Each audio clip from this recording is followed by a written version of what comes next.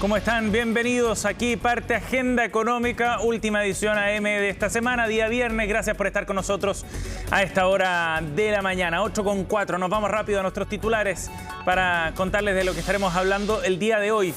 Entre otras cosas, les vamos a contar sobre datos bien importantes que publica hoy día el diario La Tercera, el suplemento Pulso en particular, respecto a los despidos por necesidad de la empresa. Esta cifra que de alguna manera nos permite tomar el pulso de lo que está ocurriendo con el mercado laboral. Bueno, en enero subió en un 20% el uso de esta herramienta por parte de las empresas, lo que muestra en cierta medida cómo se ha ido complejizando el mercado laboral, lo que ya se refleja también en algunas cifras de las tasas de desempleo. Les contamos más detalles de cómo ha ido evolucionando este indicador en los últimos meses en unos minutos, acá en Agenda Económica.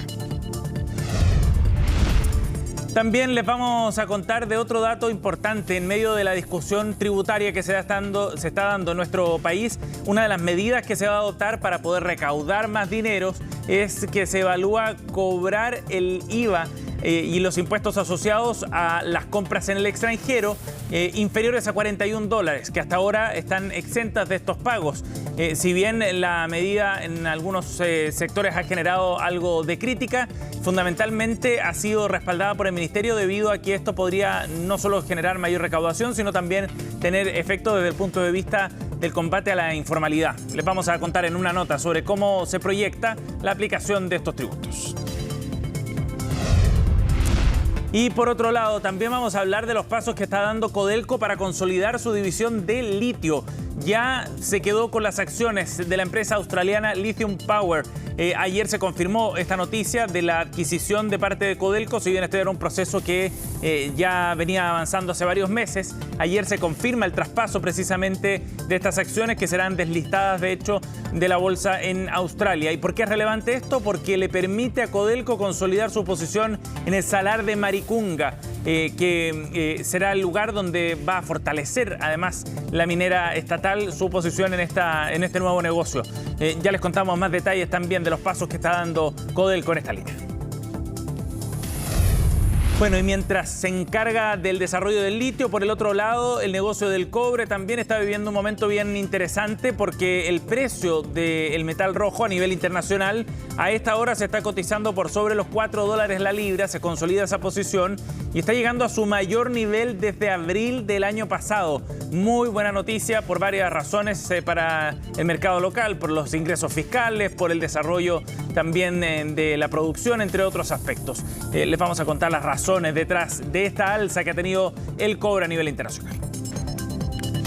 Bueno, y como siempre revisamos también números alrededor del mundo, qué es lo que está ocurriendo en las bolsas, cómo parte la jornada, lo vemos a continuación, después de un jueves que había cerrado con números en rojo en Wall Street, el indicador de referencia por excelencia a nivel mundial. Bueno, hoy día se ven números positivos en el caso de las bolsas en Europa, donde están subiendo un 0,47% hasta ahora, reflejado en el índice que los pondera a todos, el Eurostoxx. Por otro lado, la bolsa de Londres a esta hora tiene niveles más neutros, 0,01% de variación al alza.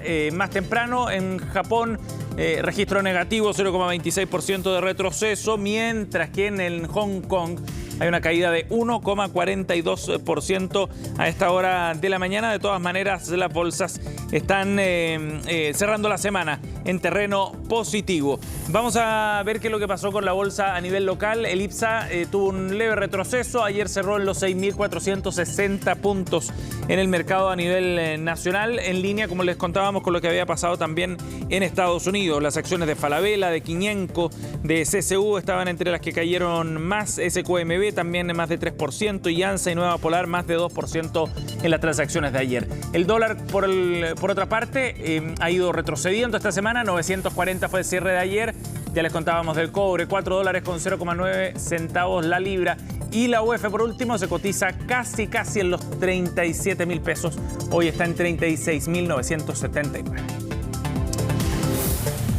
Bien. Vamos de inmediato entonces a revisar el detalle de estas informaciones y vamos a comenzar con este dato que ya les contábamos, publica hoy día Diario Pulso y que muestra cómo repuntaron los despidos que arguyen la necesidad de la empresa como la justificación precisamente para llevar este tipo de desvinculaciones. Subieron un 20% durante el mes de enero y para dimensionar este salto habría que ir a los meses de la pandemia para entender cuánto ha subido y con cuánta fuerza este indicador. Fue el mayor aumento mensual desde el peor momento de la pandemia, de acuerdo a lo que publica hoy el diario La Tercera, con datos de la Dirección del Trabajo. Llegó a 51.648 personas despedidas precisamente por necesidad de la empresa, usando como justificación precisamente esa causal, en un registro que no veíamos desde mayo del año 2020. Ahí se habían registrado más de 54.000 despidos utilizando esta misma causal. Como decíamos, es el alza interanual más alto desde julio de 2023 en comparación al mismo mes del año anterior. Y además lo que plantea Diario Pulso también es que la tendencia que se había visto es que va al alza en relación a los meses anteriores. Ya desde agosto del año pasado, cuando se había registrado una caída en comparación a julio, que se viene mostrando un alza sostenida en relación a este dato que publica la Dirección del Trabajo sobre causales de despidos. ¿Por qué es relevante el dato? Bueno, porque de alguna manera muestra la situación económica que tienen las empresas en ese sentido. Muestra finalmente cuán complejo puede ser por estos días el manejo de las planillas de trabajadores en cada una de estas compañías. De acuerdo al Código del Trabajo, explica Diario Pulso, el despido por causal de necesidad de la empresa parte de la premisa que el término del contrato debe estar asociado a una razón que no sea la sola voluntad de cada una de las partes. Debe fundarse en hechos objetivos que hagan inevitable la separación de uno o más trabajadores. Esa es la definición entonces de esta causal y que genera preocupación, por supuesto, porque refleja cómo está comportándose el mercado laboral. Ya les contábamos que rompe esta tendencia entonces que se veía más o menos estable. Es una cifra muy superior a los cerca de 30.000 despidos por causal de la empresa que se habían anotado además en enero del año 2022 y una señal de alerta también sobre lo que está ocurriendo en el mercado laboral nacional. 8:11. Ya les contábamos a nuestros titulares que dentro de la discusión tributaria que se está dando por estos días hay un punto en particular que ya comienza a tomar forma. Aquellas compras que se realizan en el extranjero por debajo de los $41 van a pagar los tributos que les corresponden, en particular el IVA. Este cambio va a significar evidentemente un impacto para este tipo de compras, aunque desde Hacienda lo justifican porque muchas de ellas provenían fundamentalmente de comercio informal. Natalia Muñoz reportó el tema con los alcances que tendrá esta medida.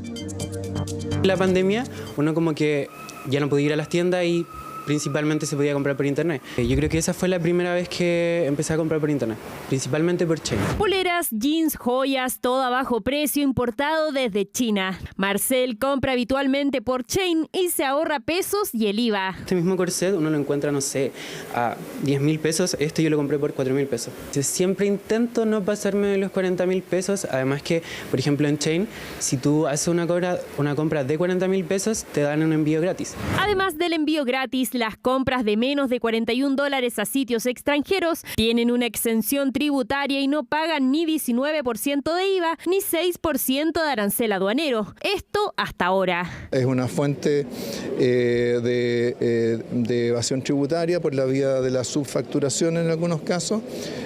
Por otro lado, en otros casos significa, cierto, que hay personas que van importando regularmente productos. Esta ley se hace cargo de dos temas muy importantes para nuestro sector: la informalidad y la competencia desleal. Al requerir que todas las importaciones, independientemente de su valor, cumplan con las obligaciones tributarias, creemos que se promoverá una mayor formalidad en el comercio electrónico. La iniciativa del gobierno busca combatir la informalidad y recaudar a través de IVA en estas compras internacionales. Shein, AliExpress y Temu serían los más afectados. Muchos clientes habituales recién se enteraron. No, Entiendo un poquito como razones, pero como que no tiene mucho sentido. Mucho más caro comprarse ropa acá en Chile y la ropa a veces ahí sale, no sé, a 1.000, 2.000 pesos. La competencia que tenía acá, esa era la diferencia, como que la ropa sí llegaba sin tanto impuesto, era más asequible. Creo que bajaría mucho la compra. Que es una contradicción de este mismo gobierno que está mandando este proyecto.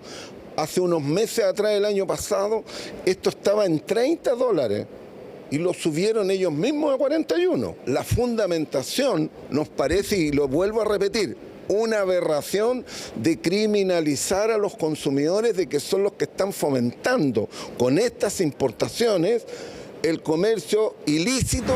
Según cifras de la Cámara Nacional de Comercio, el tercer trimestre de 2023 hubo $287 millones destinados a compras informales en plataformas de Internet como Marketplace, lo que representa 7,3% de alza anual. 85% de los 2 millones de bultos que se importan cada mes son los llamados de minimis. Estos tienen un valor en promedio de $15 cada uno. Desde la Asociación de Transporte Expreso de Chile, aseguran que la iniciativa es una barrera al consumo. No son competencia del retail, son gente que se le abrió una ventana, sobre todo en pandemia, ahí nace toda esta cosa del e-commerce que vino para quedarse.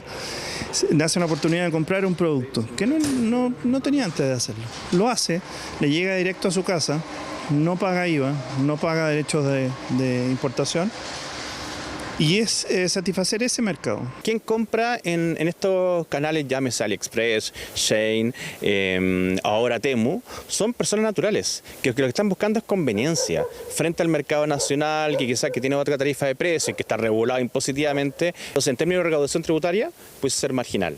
El único beneficio es el control de ciertas informalidades que se pueden dar. Hasta ahora, si una persona natural buscaba evadir tributariamente y después revender productos, el servicio de aduana tiene las facultades para iniciar una investigación y cobrar lo correspondiente. La aduana lo que fiscalizaba es que la persona estuviera haciendo un uso personal de estas mercancías, que fueran realmente envíos ocasionales y por lo tanto a posterior hacía el cobro de los derechos de impuestos cuando determinaba que esto no se había cumplido. La iniciativa es parte del proyecto de cumplimiento tributario, el que se aprobó la idea de legislar en la Comisión de Hacienda de la Cámara de Diputados. Creo que el paso que dimos en la Comisión de Hacienda con una aprobación unánime al proyecto de cumplimiento tributario marca un buen precedente de cara a lo que va a venir la próxima semana, que es la tramitación en particular de este proyecto.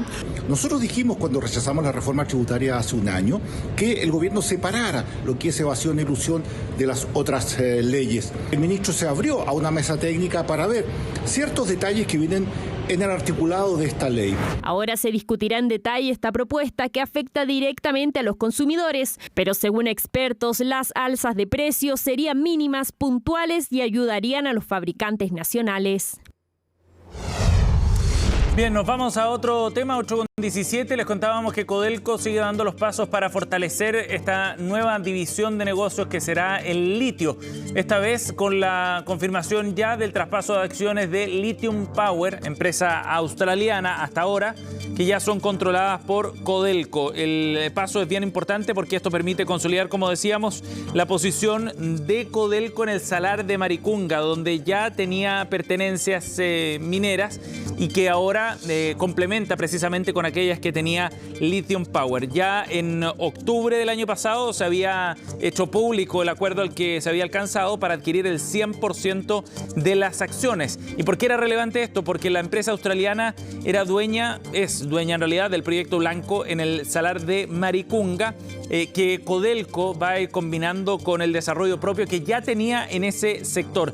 De esa manera entonces se avanza para poder cerrar este proceso tal como estaba pensado. Dentro del primer trimestre de este año era el objetivo llegar al traspaso de estas acciones. De esta manera Codelco, junto con el desarrollo del Salar de Maricunga, que es uno de los salares más ricos en litio a nivel mundial, lo va a complementar también con la explotación del Salar de Atacama, que hará en conjunto con SQM. Recordemos que está en proceso ese nuevo negocio que se va a realizar entre ambas empresas. De esta manera entonces se va avanzando en esta esta iniciativa, que es uno de los puntos centrales también de la Estrategia Nacional del Litio. Máximo Pacheco, el presidente del directorio, dijo que se trata de una compra muy estratégica para Codelco, no solo por la creación de valor que le genera a la empresa y al país, sino también porque implica avanzar un peldaño más en la misión de posicionarnos como un actor relevante para la transición energética a nivel mundial. Bien, y a propósito del mundo minero, el precio del cobre, ya les contábamos, está por sobre los $4 y está llegando a esta hora, en transacciones que todavía están abiertas en el mercado internacional, a su mayor nivel desde abril del año 2023, casi un año. Bien importante este dato, como les contábamos, porque significa para nuestro país mayores ingresos fiscales también, pero sobre todo para entender si esto va a ser un destello nada más o una tendencia en este 2024. Con esta información nos vamos a ir a la pausa, porque al regreso de la entrevista del día de hoy vamos a estar profundizando en lo que ocurre en el mercado del cobre a nivel internacional y las proyecciones para este año. Pausa y volvemos.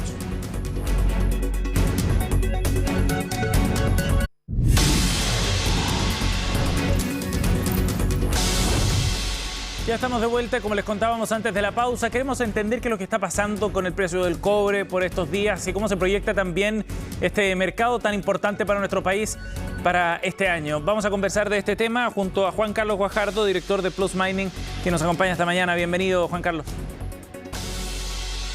Hola, buenos días, gusto de saludarte. Gracias por conversar con nosotros. Juan Carlos, veamos qué es lo que ha ocurrido esta semana en particular. Ya veíamos que el precio del cobre a esta hora está en niveles que no se veían desde abril del año pasado, bien altos. ¿Qué es lo que ha influido en el aumento del precio de estos últimos días, Juan Carlos? Bueno, el gatillante para el aumento del precio en esta semana fue el anuncio de las fundiciones chinas, que son los grandes procesadores de concentrado de cobre, de reducir su capacidad de procesamiento, lo que se va a traducir en menor cantidad de cobre refinado, un mercado mucho más estrecho, probablemente con déficit este año, y por lo tanto mayores precios. Ese ha sido el gatillante. Pero esto se viene arrastrando desde algunos meses atrás, debido a una serie de anuncios de mineras en cuanto a menor producción. Hemos tenido anuncios en Panamá sobre todo, y también algunos recortes de producción en Chile. Ajá, de acuerdo. O sea, ¿hay algún factor, digamos, circunstancial, pero otros de fondo desde el punto del lado de la oferta, Juan Carlos? Es una secuencia, ¿no? Porque la producción minera, la que principalmente realiza nuestro país, necesita ser transformada en las fundiciones, principalmente. Y eso se transforma en el metal que es consumido en una serie de actividades económicas. Es una cadena productiva. Y lo que había sucedido es que la producción minera en la primera etapa había tenido recortes importantes de menor producción, pero no se habían traducido en el precio que nosotros seguimos todos los días en la Bolsa de Metales de Londres. ¿Por qué? Porque se había mantenido una importante capacidad de procesamiento en el medio, en las fundiciones. Ajá. Eso es lo que cambió esta semana con el anuncio de los chinos, y lo que hace que la escasez minera se traduzca también en una escasez de metal y por lo tanto tengamos una perspectiva de mayores precios hacia adelante. Ajá. Juan Carlos, entonces, ¿cómo se va a reflejar eso desde el punto de vista del precio? ¿Es posible que el cobre se mantenga por sobre los $4, por ejemplo, por un tiempo prolongado? Nosotros ya habíamos hecho un ajuste en nuestra proyección hasta que hasta que no se conocían estos eventos mineros negativos que mencionaba, el cierre de la mina en Panamá, los problemas de producción en Chile. Nosotros esperábamos 3,8 para este año, pero lo habíamos ajustado a 4, y efectivamente lo que está empezando a ocurrir está convergiendo el precio hacia niveles de $4, lo que nos hace pensar que ese va a ser el precio que vamos los niveles de precios en los cuales vamos a estar la mayor parte de este año. Así que es un incremento de alrededor de 20 centavos respecto a lo que se pensaba hasta hace algunos meses atrás. Sí, y es una buena noticia, me imagino, o no cambia mucho el escenario, Juan Carlos. No, 20 centavos de dólar, por supuesto que hacen una diferencia para un país tan importante, para un productor tan importante como Chile, por supuesto. 20 centavos de dólar tienen un impacto relevante en nuestras cuentas fiscales. Hay diferentes estimaciones para cuánto más es. Nosotros barajamos un valor en torno a 40 millones de dólares por cada centavo que se mantiene en promedio durante todo un año respecto de un valor anterior. Por lo tanto, claro, si hablamos de 20 centavos, podrían ser del orden de los 800 millones. Ahora, claro, este aumento de los $4 se está produciendo ahora en marzo. No tenemos los primeros 2 meses dentro de estos mayores precios. Por lo tanto, el valor no va a ser tan alto. Sí. Pero de todas maneras son varios cientos de millones de dólares más para el Estado. Ajá. Juan Carlos, ahora, ¿qué está pasando desde el punto de vista de la demanda para entender cómo está funcionando este mercado? Ya hablábamos de algunos factores por el lado de la oferta en relación a las fundiciones en China y lo que pasa con algunas producciones en particular. Pero por el lado de la demanda, ¿cómo se ha ido comportando eso? Bueno, hemos tenido ya un tiempo prolongado de incertidumbre de la economía china. Es bien conocido que el mercado inmobiliario chino ha estado enfrentando dificultades y eso ha oscurecido el panorama que habitualmente era muy boyante de China. Sin embargo, en los últimos días la economía china, o más bien el poder político chino, ha dado señales de querer estimular la economía y eso de cierta manera nos ayuda a moderar la situación. Y además hay algo importante, que si bien se sabe de la debilidad de la economía china en la parte inmobiliaria, no hay evidencia de que el resto de la economía china esté enfrentando dificultades muy importantes. La demanda se ha mantenido relativamente sólida. Y por el lado de Estados Unidos, que es el otro gran poder económico en el mundo, bueno, hemos observado que se mantiene con mucha resistencia a su economía, a pesar de toda la batalla contra la inflación. Los indicadores siguen siendo positivos, las bolsas siguen en rally, y eso ciertamente que ha estimulado el optimismo en los mercados, incluyendo los commodities como el cobre. Ajá, de acuerdo. Ahora, desde el punto de vista de la proyección de más, digamos, de mediano o largo plazo, el avance de la transición energética sigue siendo uno de los factores más relevantes, ¿no? Más allá de la coyuntura particular, por ejemplo, que enfrenta el sector inmobiliario chino. ¿Cuán importante es eso para sostener el mercado del cobre en el mediano y largo plazo, Juan Carlos?